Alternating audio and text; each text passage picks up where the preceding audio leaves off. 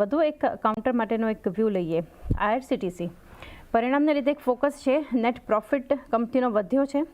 રેવન્યુના front પર પણ એક વધારો છે. આઈઆરસીટીસીમાં આગળ જોઈએ તો એબિટા વધ્યા છે. માર્જિન્સ થોડું ઘણું એક ઘટાડો છે અને ઇન્ટરિમ ડિવિડન્ડનું પણ એક અનાઉન્સમેન્ટ કંપની દ્વારા આપણને થતું દેખાઈ રહ્યું છે. આઈઆરસીટીસી શોર્ટ બિલ્ટઅપ હતું, ગઈકાલે ઘટ્યું હતું સ્ટોક લગભગ 3% આસપાસનું, પરંતુ ચાર્ટ સેટઅપ કઈ રીતે જોઈ રહ્યા છો અહીંયાથી અમિત?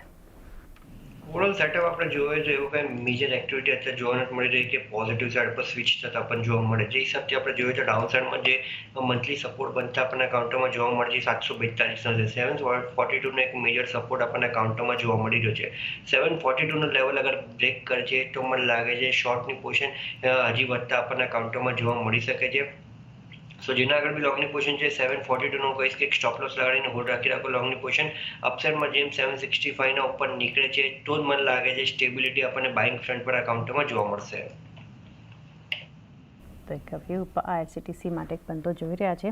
નિમેશ, થોડા ફંડામેન્ટલ્સ પણ જાણીએ આઈઆરસીટીસી માટે, કારણ કે નંબર્સ જે રીતે આપણને કંપનીના આવતા દેખાડી રહ્યા છે, કોઈ ખાસા એવા મેજર પોઝિટિવ રિટર્ન્સ આપણે જાણીએ છીએ કે અગર 1 યર રિટર્ન્સ પણ જો તો 16-17% નેગેટિવ રિટર્ન્સ છે, એક સપ્તાહમાં પણ 5% નેગેટિવ રિટર્ન્સ, પરંતુ કઈ રીતે હવે લોંગ ટર્મ વ્યૂ જે છે કંપની માટે રાખવો જોઈએ આઈઆરસીટીસી પર?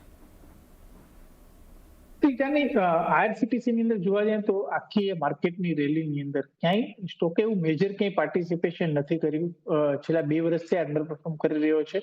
મારું માનવું છે કે આ નેગેટિવ ન્યૂઝ ઓલરેડી ફેક્ટરિંગ થઈ ગયા છે ને માર્કેટ અત્યારે જે પરિણામો આવ્યા છે એને ચીર અપ કરી શકે છે. સેકન્ડ થિંગ, તમે જુઓ તો જે પાછલું સિઝન હતું Q3, એક ફેસ્ટિવ સિઝનની હિસાબે આપણે પોઝિટિવિટી જોઈ, અને Q4ના પરિણામો આવશે. અત્યારે આપણે મહાકુંભ ચાલી રહ્યો છે ને જે અત્યારે આપણે જોઈ રહ્યા છીએ, જે ડેટા સામે આવી રહ્યા છે, લોકોનો રસ ત્યાં બાય રોડ, બાય ટ્રેન એ ખૂબ જ રસ થઈ રહ્યો છે ને એની હિસાબે ક્યાંક ને ક્યાંક તમે જુઓ તો જ્યાં ટેન્ટ સિટી પણ જે ગવર્મેન્ટ દ્વારા સ્થાપવામાં આવ્યા છે એની અંદર પણ બુકિંગ જે છે આઈઆરસીટીસી થ્રુ થઈ રહ્યું છે. તો Q4ના પરિણામો આવશે. મારું માનવું છે કે એક્સેપ્શનલ પરિણામો Q4ના પરિણામો આવી શકે છે આઈઆરસીટીસીના.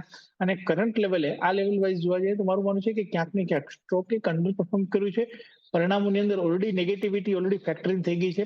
આ પરિણામો બાદ મારું માનવું છે કે ક્યાંક ને ક્યાંક સ્ટોકની અંદર આપણે એક સારી રિકવરી જોઈશું. એટલે સ્ટોકની અંદર વ્યૂ મારો બુલિશ છે અને અહીંથી ડાઉનસાઇડ મને ઘણી લિમિટેડ જોવા મળી રહી છે.